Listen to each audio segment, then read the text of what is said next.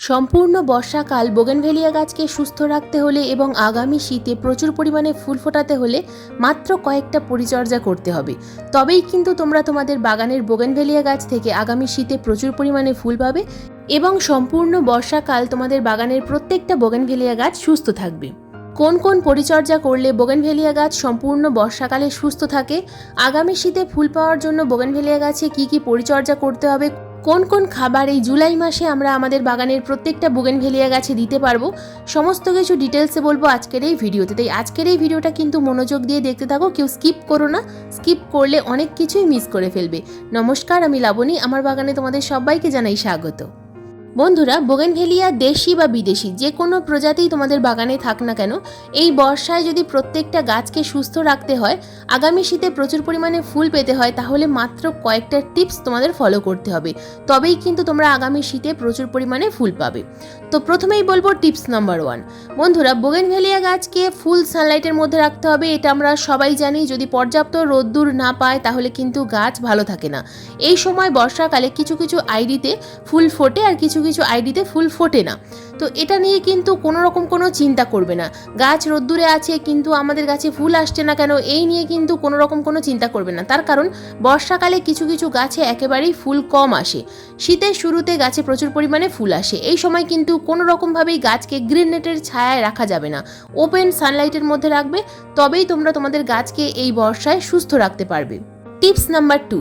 বন্ধুরা, অনেকেই বলেন যে গাছের জল কম প্রয়োগ করলে বোগেনভেলিয়া গাছে প্রচুর পরিমাণে ফুল আসে। তবে এই গরমে কিন্তু একেবারেই নয়। এখন যেহেতু বর্ষাকাল, তাই আমরা কখনোই কিন্তু আমাদের গাছে জল কম বেশি প্রয়োগ করতে পারবো না। যদি দেখা যায় যে 2-1 দিন বৃষ্টি হচ্ছে না, মাটি একেবারে শুকিয়ে যাচ্ছে, তাহলে আমাদেরকে কিন্তু পর্যাপ্ত পরিমাণে জল গাছে প্রয়োগ করতেই হবে। গাছ যেন কোনো রকমভাবে জলের অভাবে ঝিমিয়ে না যায়, মাটি যেন উপরের দিকে ফেটে না যায়। জল আমাদের পর্যাপ্ত পরিমাণে প্রয়োগ করতে হবে। জল যতটা প্রয়োজন গাছে ততটা প্রয়োগ করতে হবে। অতিরিক্ত জল দেব না, আবার খুব কমও জল দেব না। যতটুকু প্রয়োজন ঠিক ততটুকুই আমাদের দিতে হবে। যদি প্রয়োজন হয় প্রতিদিনই জল প্রয়োগ করতে হবে, কিন্তু যদি বৃষ্টি হয় তাহলে প্রতিদিন জল দেওয়ার কোনো প্রয়োজন নেই। কারণ বৃষ্টি হলে মাটি ভেজা থাকবে, আর মাটি ভেজা অবস্থায় আমরা যদি আবার গাছে জল প্রয়োগ করি সেক্ষেত্রে গাছের ক্ষতি হবে। তাই সবসময় মাটি চেক করে গাছে জল প্রয়োগ করতে হবে। যতটুকু পরিমাণ ততটুকু জল আমাদের প্রয়োগ করতেই হবে। Tips number 3। বন্ধুরা, এই সময় আমাদের টবের ড্রেনেজ সিস্টেম ঠিক রাখতে হবে। যদি মনে হয় ড্রেনেজ হোলের মুখ বন্ধ হয়ে আছে, জল কিছুতেই পাস হচ্ছে না, তাহলে আমাদেরকে সেই গাছ রিপোর্ট করতে হবে অথবা ড্রেনেজ হোলের মুখটাকে পরিষ্কার করে দিতে হবে।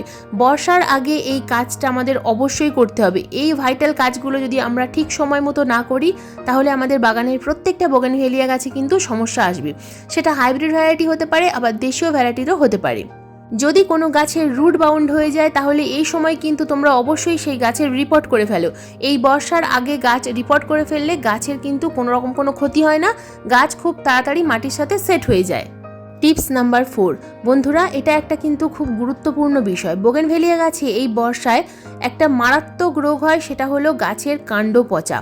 ঠিক শিকড়ের উপরে মিডিয়ার উপরের অংশটা পচে যায়।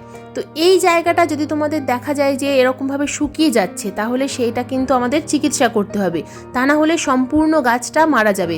উপরের দিকে গাছ দেখলে কিন্তু একেবারে বোঝা যায় না, কিন্তু নিচের দিকে দেখবে এরকম ছাল উঠে যাচ্ছে এবং গাছটা ব্রাউন কালার হয়ে যাচ্ছে।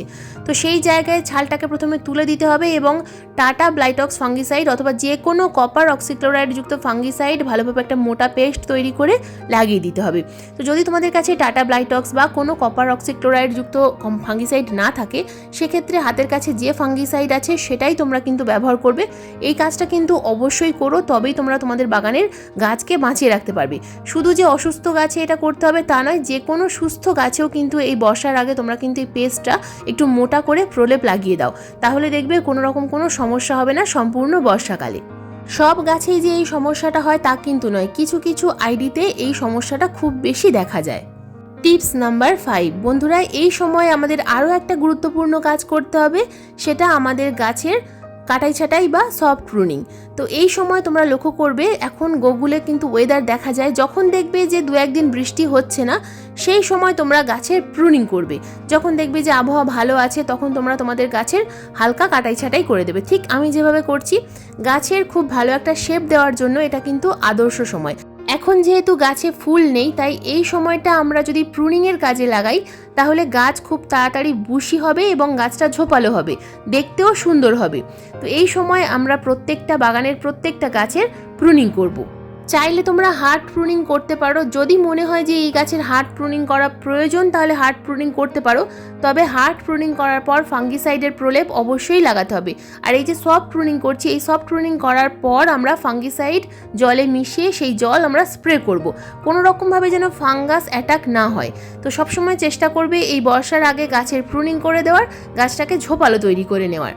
টিপস নাম্বার 6, বন্ধুরা, যদি তোমাদের গাছে এরকম সাপোর্ট দেওয়া থাকে, যদি কোনো রকম পাকাটি বা লাঠি, বাঁশের কঞ্চি এগুলো দেওয়া থাকে গাছটাকে ঠিকঠাকভাবে ধরে রাখার জন্য, তাহলে সেগুলো এই বর্ষার আগে চেক করে নাও। তার কারণ অনেক সময় বৃষ্টির ফলে মাটির তলায় যে পাকাটির অংশটা থাকবে বা কঞ্চির অংশটা থাকবে সেটা কিন্তু অনেক সময় খারাপ হয়ে যায় অতিরিক্ত বৃষ্টির ফলে। তো অনেক সময় দেখা যায় যে সাপোর্টটা তোমরা দিয়েছো সেই সাপোর্টের সঙ্গে গাছটা বাঁধা আছে, গাছ সহ সেই সাপোর্টটা ভেঙে পড়ে গেল। তো অনেক সময় কিন্তু বৃষ্টিতে গাছের ক্ষতি হয়। তাই বৃষ্টির আগে, অতিরিক্ত বৃষ্টির আগে এই বিষয়গুলো লক্ষ্য রাখতে হবে এবং গাছের প্রত্যেকটা সাপোর্ট ঠিক করে দিতে হবে। টিপস নাম্বার 7, বন্ধুরা, আমাদের প্রত্যেকটা টবের গোড়ায় যদি আগাছা থাকে সেই আগাছাগুলোকে তুলে ফেলতে হবে। বৃষ্টির আগে আগাছা পরিষ্কার করে না দিলে এই আগাছা কিন্তু বৃষ্টির জল পেয়ে খুব তাড়াতাড়ি বেড়ে উঠবে, গাছের থেকে বেশি বড় হয়ে যাবে আগাছা, আগাছায় ভরে যাবে সম্পূর্ণ টব। তাই বৃষ্টির আগে আগাছাগুলোকে পরিষ্কার করে দাও। আগাছাগুলো পরিষ্কার করে দিলে গাছের কোনো রকম কোনো পুষ্টির অভাব হবে না। তা না হলে গাছে আমরা যে খাবার প্রয়োগ করব সেই খাবার কিন্তু আগাছায় গ্রহণ করে নেবে, গাছ আর কোনো রকমভাবে পুষ্টি পাবে না। তাই সব সময় টবের মাটি পরিষ্কার রাখার চেষ্টা করবে, টবের মাটি যেন সবসময় আগাছা মুক্ত থাকে। বন্ধুরা, এবার আসি টিপস নাম্বার 8, আমাদের বাগানের প্রত্যেকটা টবের মাটি এই বর্ষার আগে ভালোভাবে খুশে দিতে হবে। বর্ষার সময় যদি একদিন বা দুদিন বৃষ্টি থেমে থাকে তখনও কিন্তু চেষ্টা করবে টবের মাটিটাকে খুশে দেওয়ার। এই কাজটা কিন্তু আমাদের অবশ্যই করতে হবে। এটা আমাদের বাগানে যতগুলো বোগেনভেলিয়া গাছ আছে প্রত্যেকটা গাছে টবের মাটি এই সময় তোমরা খুশে দাও। টবের মাটি খুশে দিলে সেই টবে কিন্তু অনেক সময় আগাছা তো হয় না, তার সাথে সাথে টবের মাটি খুশে দেওয়ার ফলে গাছের শিকড়ে রোদ দূর যায় এবং গাছের শিকড় ভালো থাকে। টবের মাটিকে ফাঙ্গাস মুক্ত রাখতে গেলে টবের মাটি কিন্তু প্রতি 15 দিন অন্তর অন্তর খুশে দেওয়ার চেষ্টা করবে। মাটি খুশে দেওয়ার পর আমরা টবের মিডিয়াতে দেব দুটো খাবার। তো প্রথম যে খাবারটা দেব এটা হলো ট্রাইকোডার্মা ভিরিডি। ট্রাইকোডার্মা বিভিন্ন কোম্পানির পাওয়া যায়, আমি যেটা ব্যবহার করছি এই মুহূর্তে সেটার লিঙ্ক আমি কিন্তু ডেসক্রিপশন বক্সে দিয়ে রাখবো, তোমরা চাইলে নিয়ে নিতে পারো। তো দেখো, এখানে আমি দিয়ে দিলাম 1 চামচ পরিমাণ ট্রাইকোডার্মা ভিরিডি। এই ট্রাইকোডার্মা এই সময় ঠিক বৃষ্টির আগে অবশ্যই গাছে প্রয়োগ করার চেষ্টা করবে। শুধুমাত্র যে বোগেনভেলিয়া গাছে দিতে হবে তা নয়, বাগানে যতগুলো গাছ আছে প্রত্যেকটা গাছে এই সময় ট্রাইকোডার্মা দেওয়ার চেষ্টা করবে। তো 1 চামচ ট্রাইকোডার্মা ভিরিডি দেওয়ার পর ঠিক একই রকম দেখতে সাদা রঙের যেটা দেখছো এটা হলো বোন ডাস্ট পাউডার। আমি স্টিম বোন ডাস্ট ব্যবহার করছি, তোমরা এখানে কিন্তু নর্মাল যে হাড়ের গুঁড়ো দিতে পারো অথবা ডিমের খোসার গুঁড়ো ব্যবহার করতে পারো। তো মাত্র দুটো উপাদান আমি এই সময় গাছে দেব এবং আমাদের বাগানের প্রত্যেকটা বোগেনভেলিয়া গাছকে সুস্থ সতেজ রাখার জন্য এই দুটো খাবার আমাদের দিতেই হবে। এই সময় নাইট্রোজেন সমৃদ্ধ খাবার একেবারেই প্রয়োগ করা যাবে না। যদি বোগেনভেলিয়া গাছে এই বর্ষায় অ্যাফিডস বা মাইটসের সমস্যা হয় তাহলে প্রতি সপ্তাহে একবার নিম তেল গাছে স্প্রে করবে, কোনো রকম কোনো রাসায়নিক কীটনাশক প্রয়োগ করার প্রয়োজন নেই। তবে 15 দিন অন্তর অন্তর যে কোনো ভালো মানের ফাঙ্গিসাইড অবশ্যই স্প্রে করার চেষ্টা করো।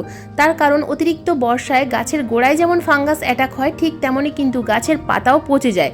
তাই বোগেনভেলিয়া গাছকে সুস্থ রাখতে গেলে ফাঙ্গিসাইডটা অবশ্যই স্প্রে করতে হবে, কারণ এই সময় আমরা ফুলের আশা করব না, গাছ কিভাবে সুস্থ থাকে সেই চেষ্টাই করব। বন্ধুরা, এই ছিল বোগেনভেলিয়া গাছের জুলাই মাসের অর্থাৎ বর্ষাকালীন পরিচর্যার ভিডিও।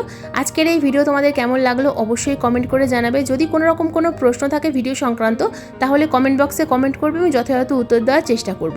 আর আজকের এই ভিডিওটা যদি তোমাদের ভালো লেগে থাকে তো প্লিজ একটা লাইক করো, আর সকল বাগানপ্রেমী বন্ধুদের কাছে ভিডিওটা শেয়ার করারও অনুরোধ রইল। ভিডিওটা যদি কাজের বলে মনে হয়, যদি ইনফরমেটিভ বলে মনে হয় তাহলে চ্যানেলটাকে সাবস্ক্রাইব করে পাশে বেল আইকনটা প্রেস করে রেখো এইরকম নিত্য নতুন বাগান সংক্রান্ত ভিডিও দেখার জন্য। প্রতিদিন ঠিক সন্ধ্যা 6টার সময় ভিডিও আপলোড করি। ভিডিও আপলোড করার সঙ্গে সঙ্গে যখনই ভিডিও লাইভ হবে তোমাদের মোবাইল স্ক্রিনে অথবা কম্পিউটার স্ক্রিনে ভিডিও নোটিফিকেশন পৌঁছে যাবে। আজকের এই ভিডিওটা সম্পূর্ণ মনোযোগ দিয়ে দেখার জন্য তোমাদের সবাইকে জানাই অসংখ্য অসংখ্য ধন্যবাদ।